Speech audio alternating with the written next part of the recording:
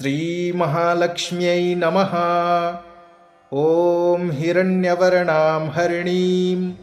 सुवर्णरजतस्रजां चन्द्रां हिरण्मयीं लक्ष्मीं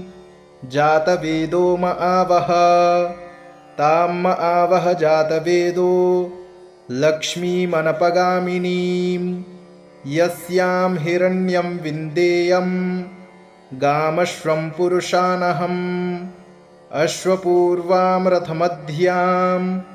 हस्तिनादप्रमोदिनीं श्रियं देवीमुपहवये श्रीर्मा देवी जुषतां।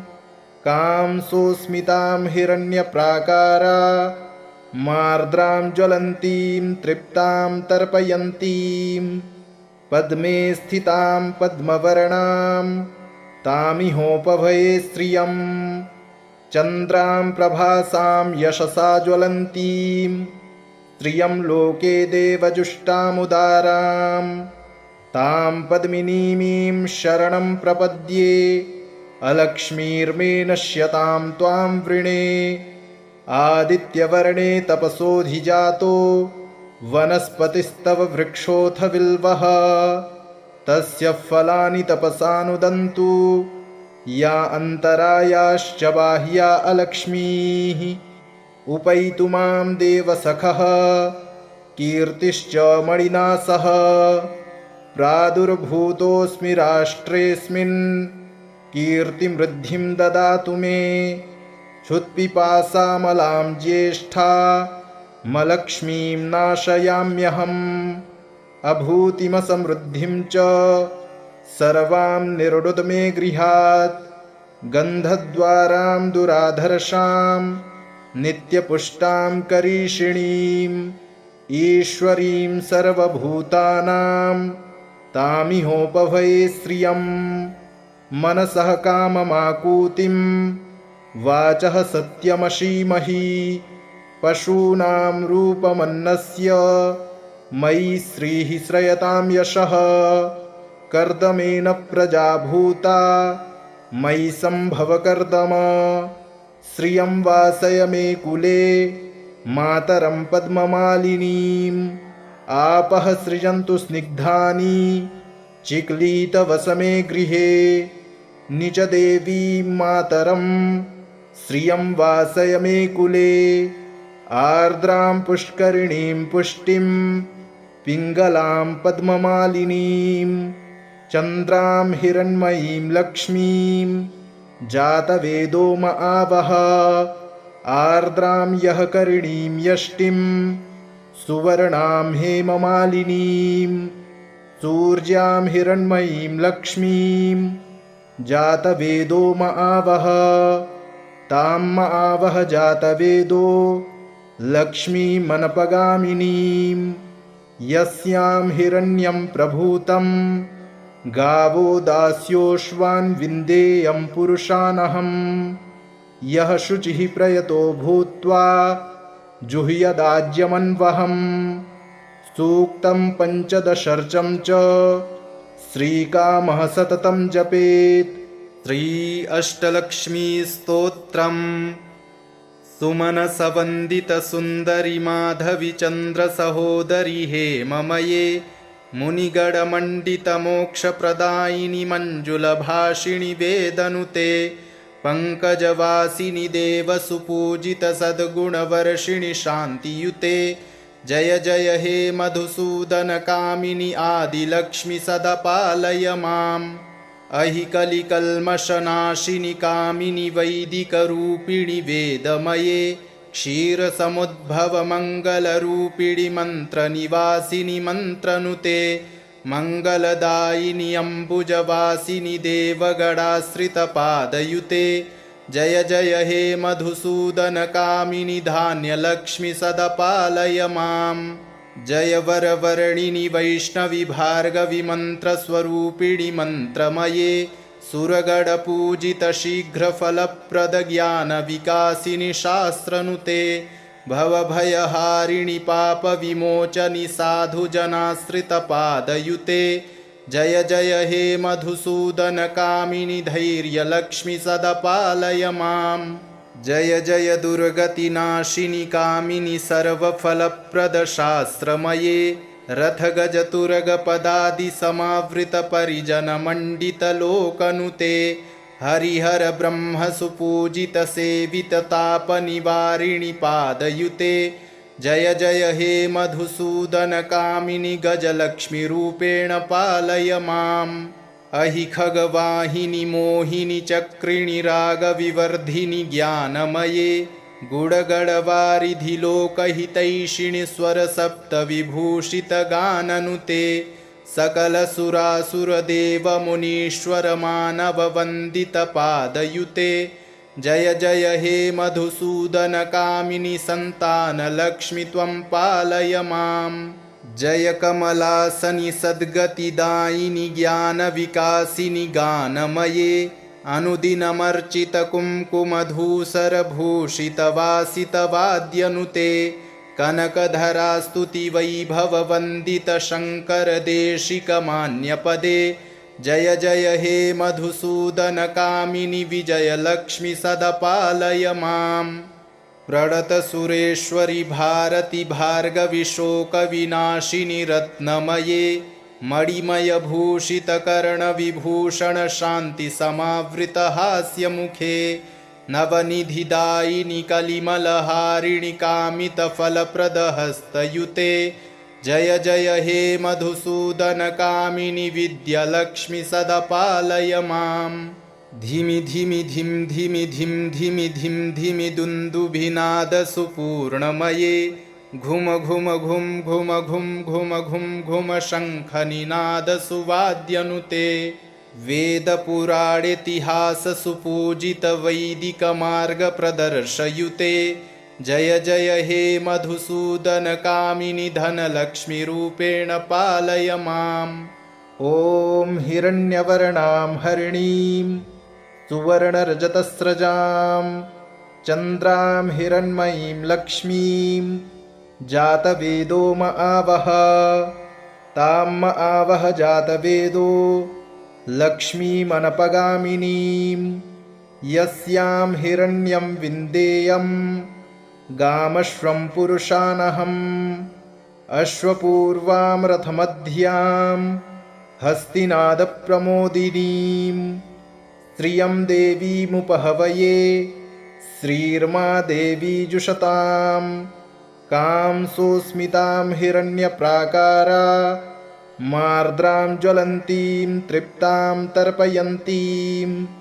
पद्मे स्थितां पद्मवर्णां तामिहोपभये श्रियं चन्द्रां प्रभासां यशसा ज्वलन्तीं श्रियं लोके देवजुष्टामुदारां तां पद्मिनीमीं शरणं प्रपद्ये अलक्ष्मीर्मे नश्यतां त्वां वृणे आदित्यवर्णे तपसोऽधिजातो वनस्पतिस्तव वृक्षोऽथ बिल्वः तस्य फलानि तपसानुदन्तु या अन्तरायाश्च बाह्या अलक्ष्मीः उपैतु मां देवसखः कीर्तिश्च मणिना सह प्रादुर्भूतोऽस्मि राष्ट्रेऽस्मिन् कीर्तिमृद्धिं ददातु मे क्षुत्पिपासामलां ज्येष्ठा मलक्ष्मीं नाशयाम्यहम् अभूतिमसमृद्धिं च सर्वां निरुदत मे गृहात् गन्धद्वारां दुराधर्षां नित्यपुष्टां करीषिणीम् ईश्वरीं सर्वभूतानां तामिहोपभये श्रियं मनसः काममाकूतिं वाचः सत्यमशीमहि पशूनां रूपमन्नस्य मयि श्रीः श्रयतां यशः कर्दमेन प्रजा भूता मयि सम्भव कर्दम श्रियं वासय मे कुले मातरं पद्ममालिनीम् आपः सृजन्तु स्निग्धानि चिक्लीतवसमे गृहे निजदेवीं मातरं श्रियं वासय मे कुले आर्द्रां पुष्करिणीं पुष्टिं पिङ्गलां पद्ममालिनीं चन्द्रां हिरण्मयीं लक्ष्मीं जातवेदो म आवह आर्द्रां यः करिणीं यष्टिं सुवर्णां हेममालिनीं सूर्यां हिरण्मयीं लक्ष्मीं जातवेदो म आवह तां म आवह जातवेदो लक्ष्मीमनपगामिनीं यस्यां हिरण्यं प्रभूतं गावो दास्योश्वान् विन्देयं पुरुषानहं यः शुचिः प्रयतो भूत्वा जुह्यदाज्यमन्वहम् सूक्तं पञ्चदशर्चं च श्रीकामः सततं जपेत् सुमनसवन्दितसुन्दरि माधवि चन्द्रसहोदरि हेममये मुनिगणमण्डितमोक्षप्रदायिनि मञ्जुलभाषिणि वेदनुते पङ्कजवासिनि देवसुपूजितसद्गुणवर्षिणि शान्तियुते जय जय हे मधुसूदनकामिनि आदिलक्ष्मि सदा पालय माम् अहि कलिकल्मषनाशिनि कामिनि वैदिकरूपिणि वेदमये क्षीरसमुद्भवमङ्गलरूपिणि मन्त्रनिवासिनि मन्त्रनुते मङ्गलदायिनि अम्बुजवासिनि देवगणाश्रितपादयुते जय जय हे मधुसूदनकामिनि धान्यलक्ष्मि सदा पालय माम् जय वरवर्णिनि वैष्णवि भार्गवि मन्त्रस्वरूपिणि मन्त्रमये सुरगणपूजितशीघ्रफलप्रदज्ञानविकासिनि शास्त्रनुते भवभयहारिणि पापविमोचनि साधुजनाश्रितपादयुते जय जय हे मधुसूदनकामिनि धैर्यलक्ष्मि सदा पालय माम् जय जय दुर्गतिनाशिनि कामिनि सर्वफलप्रदशास्त्रमये रथगजतुरगपदादिसमावृतपरिजनमण्डितलोकनुते हरिहरब्रह्मसुपूजितसेविततापनिवारिणि पादयुते जय जय हे मधुसूदनकामिनि गजलक्ष्मीरूपेण पालय माम् अहि खगवाहिनि मोहिनि चक्रिणि रागविवर्धिनि ज्ञानमये गुडगडवारिधि लोकहितैषिणि स्वरसप्तविभूषितगाननुते सकलसुरासुरदेवमुनीश्वरमानववन्दितपादयुते जय जय हे मधुसूदनकामिनि सन्तानलक्ष्मि त्वं पालय माम् जय कमलासनि सद्गतिदायिनि ज्ञानविकासिनि गानमये अनुदिनमर्चितकुङ्कुमधूसरभूषितवासितवाद्यनुते कनकधरास्तुतिवैभववन्दितशङ्करदेशिकमान्यपदे जय जय हे मधुसूदनकामिनि विजयलक्ष्मि सदा पालय माम् प्रणतसुरेश्वरि भारति भार्गवि शोकविनाशिनि रत्नमये मणिमयभूषितकर्णविभूषणशान्तिसमावृतहास्यमुखे नवनिधिदायिनि कलिमलहारिणि कामितफलप्रदहस्तयुते जय जय हे मधुसूदनकामिनि विद्यालक्ष्मि सदा पालय माम् धिमि धिमि धिं धिमि धिं धिमि धिं धिमि दुन्दुभिनादसुपूर्णमये घुम घुम घुं घुम घुं घुम घुं घुम शङ्खनिनादसुवाद्यनुते वेदपुराणेतिहाससुपूजितवैदिकमार्गप्रदर्शयुते जय जय हे मधुसूदनकामिनि धनलक्ष्मीरूपेण पालय माम् ॐ हिरण्यवर्णां हरिणीं सुवर्णरजतस्रजां चन्द्रां हिरण्मयीं लक्ष्मीं जातवेदो म आवह तां म आवह जातवेदो लक्ष्मीमनपगामिनीं यस्यां हिरण्यं विन्देयं गामश्वं पुरुषानहम् अश्वपूर्वां रथमध्यां हस्तिनादप्रमोदिनीं श्रियं देवीमुपहवये श्रीर्मा देवी जुषतां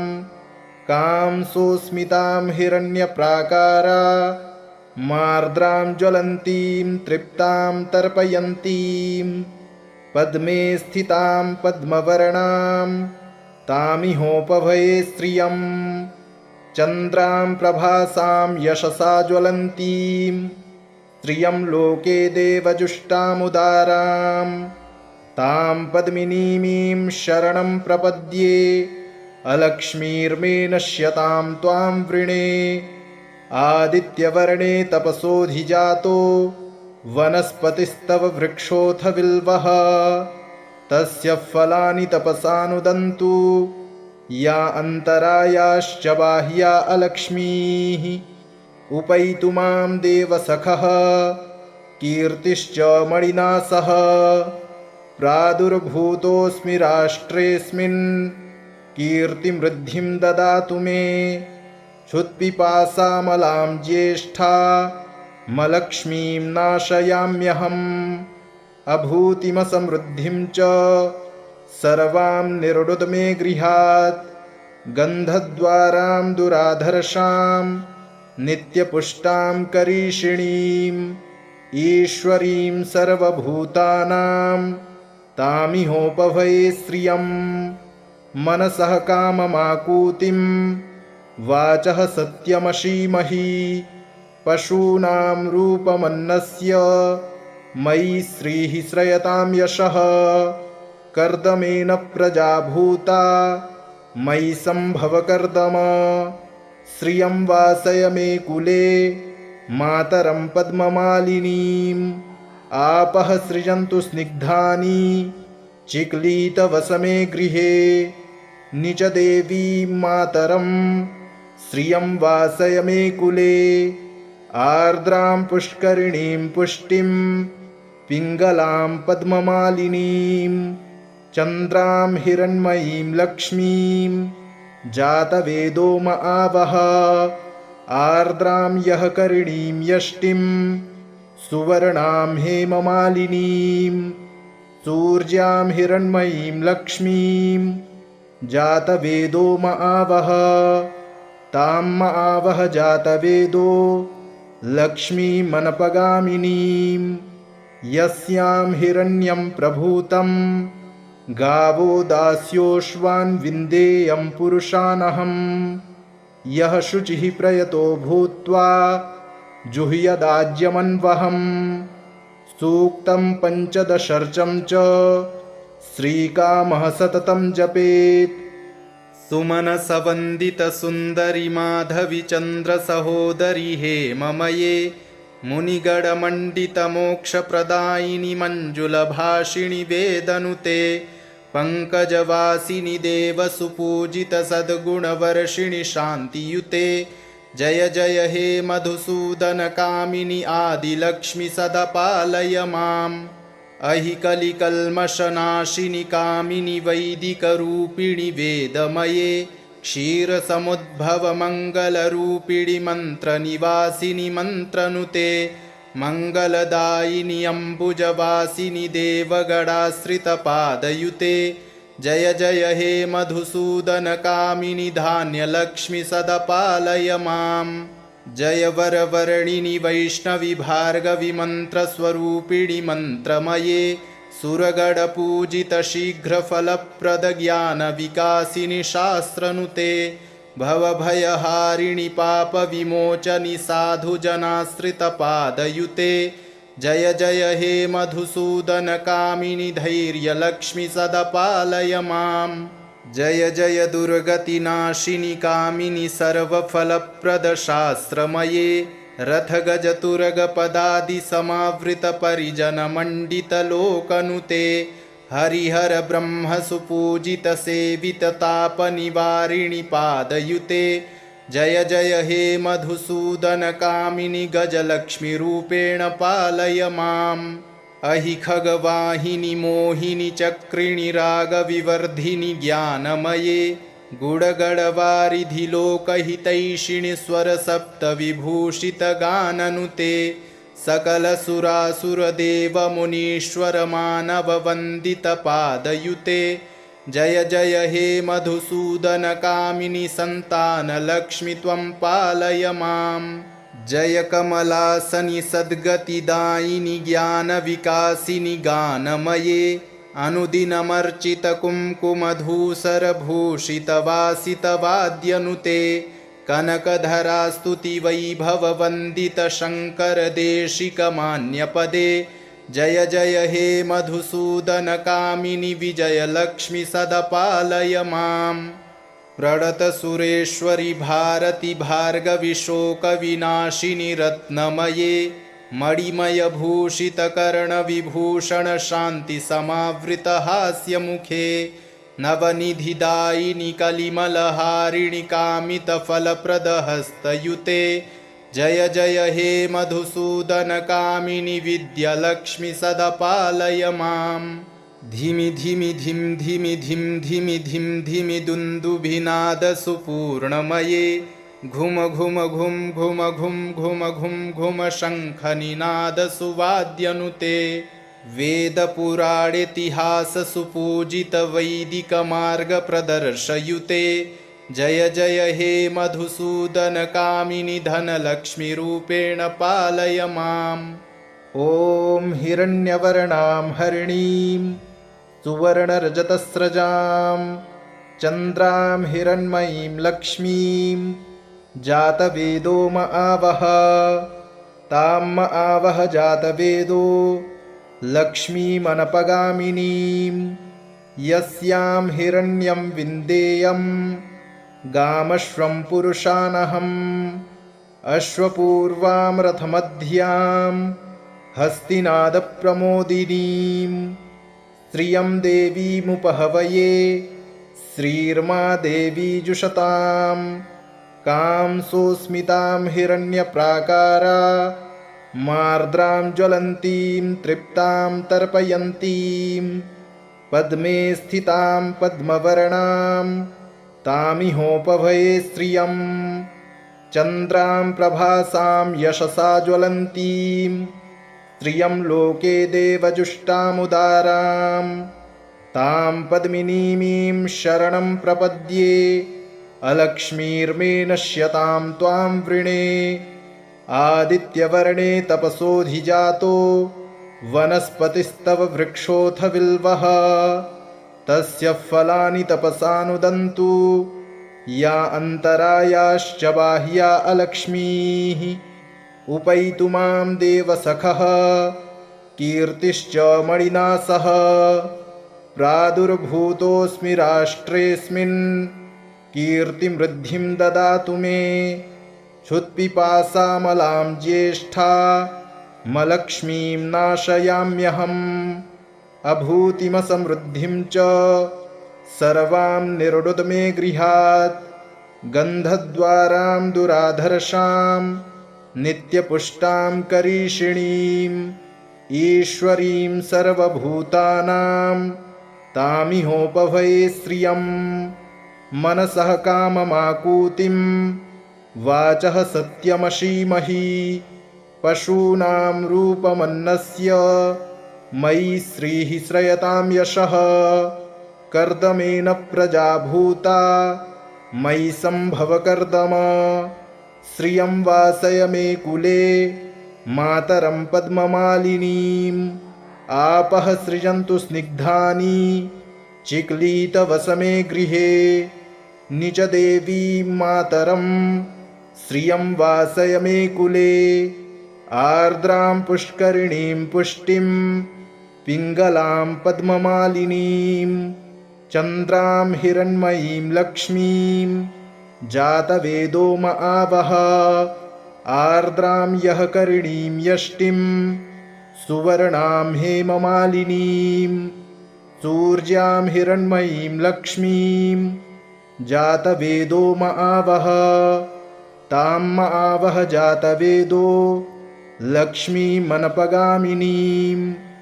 यस्यां हिरण्यं प्रभूतं गावो दास्योश्वान् विन्देयं पुरुषानहम् यः शुचिः प्रयतो भूत्वा जुह्यदाज्यमन्वहम् सूक्तं पञ्चदशर्चं च श्रीकामः सततं जपेत् सुमनसवन्दितसुन्दरि माधवि चन्द्रसहोदरि हेममये मुनिगणमण्डितमोक्षप्रदायिनि मञ्जुलभाषिणि वेदनुते पङ्कजवासिनि देवसुपूजितसद्गुणवर्षिणि शान्तियुते जय जय हे मधुसूदनकामिनि आदिलक्ष्मि सदा पालय माम् अहि कलिकल्मषनाशिनि कामिनि वैदिकरूपिणि वेदमये क्षीरसमुद्भवमङ्गलरूपिणि मन्त्रनिवासिनि मन्त्रनुते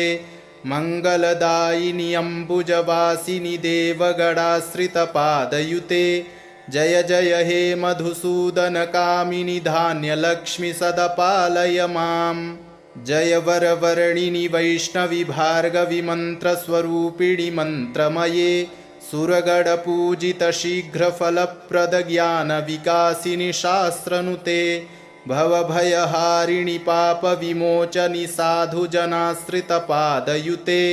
जय जय हे मधुसूदनकामिनि धैर्यलक्ष्मि सदा पालय माम् जय जय दुर्गतिनाशिनि कामिनि सर्वफलप्रदशास्त्रमये रथगजतुरगपदादिसमावृतपरिजनमण्डितलोकनुते हरिहरब्रह्मसुपूजितसेविततापनिवारिणि पादयुते जय जय हे मधुसूदनकामिनि गजलक्ष्मीरूपेण पालय माम् अहि खगवाहिनि मोहिनि चक्रिणि रागविवर्धिनि ज्ञानमये गुणगणवारिधि लोकहितैषिणि स्वरसप्तविभूषितगाननुते सकलसुरासुरदेवमुनीश्वरमानववन्दितपादयुते जय जय हे मधुसूदनकामिनि सन्तानलक्ष्मि त्वं पालय माम् जय कमलासनि सद्गतिदायिनि ज्ञानविकासिनि गानमये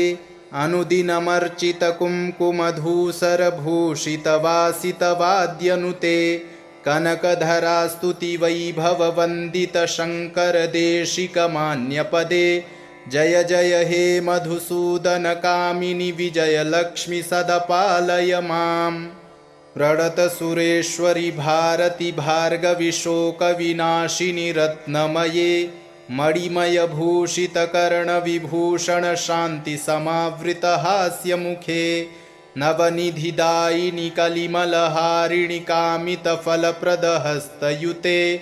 जय जय हे मधुसूदनकामिनि विद्यालक्ष्मि सदा पालय माम् धिमि धिमि धिं धिमि धिं धिमि धिं धिमि दुन्दुभिनादसुपूर्णमये घुम घुम घुं घुम घुं घुम घुं घुम शङ्खनिनादसुवाद्यनुते वेदपुराणेतिहाससुपूजितवैदिकमार्गप्रदर्शयुते जय जय हे मधुसूदनकामिनि धनलक्ष्मीरूपेण पालय माम् ॐ हिरण्यवर्णां हरिणीं सुवर्णरजतस्रजां चन्द्रां हिरण्मयीं लक्ष्मीं जातवेदो म आवह तां म आवह जातवेदो लक्ष्मीमनपगामिनीं यस्यां हिरण्यं विन्देयं गामश्वं पुरुषानहम् अश्वपूर्वां रथमध्यां हस्तिनादप्रमोदिनीं श्रियं देवीमुपहवये श्रीर्मा देवी जुषतां कांसोऽस्मितां हिरण्यप्राकारा मार्द्रां ज्वलन्तीं तृप्तां तर्पयन्तीं पद्मे स्थितां पद्मवर्णां तामिहोपभये श्रियं चन्द्रां प्रभासां यशसा ज्वलन्तीं श्रियं लोके देवजुष्टामुदारां तां पद्मिनीमीं शरणं प्रपद्ये अलक्ष्मीर्मे नश्यतां त्वां वृणे आदित्यवर्णे तपसोऽधिजातो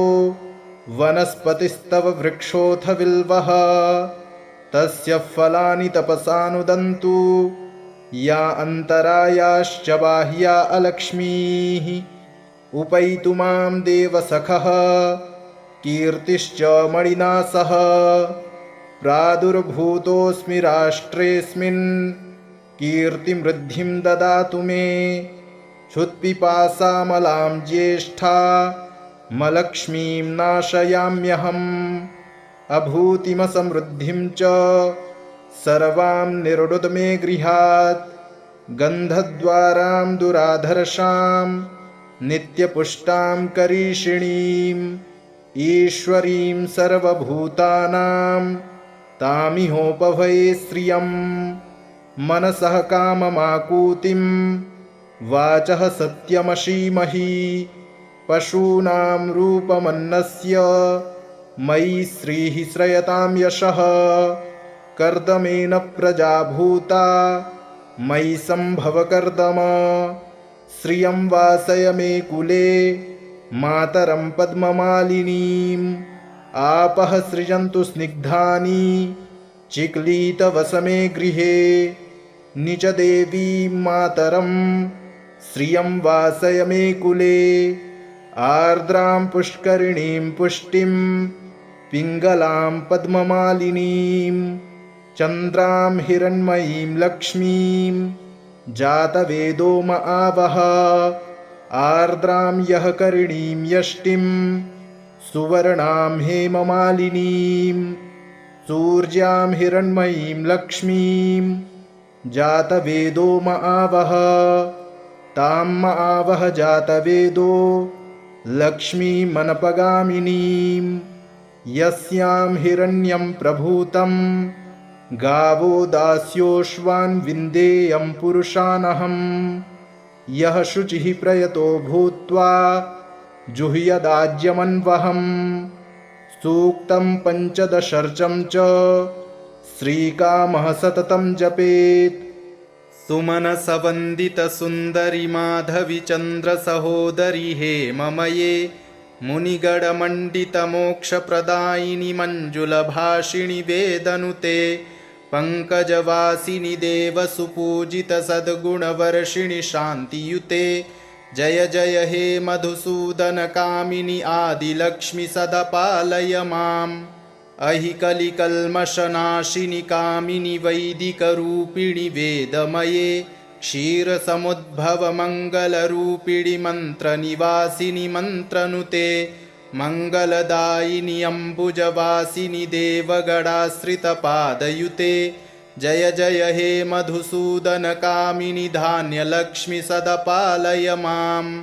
जय वरवर्णिनि वैष्णवि भार्गवि मन्त्रस्वरूपिणि मन्त्रमये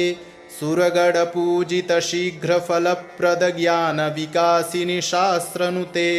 भवभयहारिणि पापविमोचनि साधुजनाश्रितपादयुते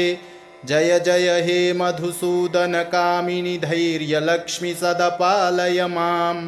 जय जय दुर्गतिनाशिनि कामिनि सर्वफलप्रदशास्त्रमये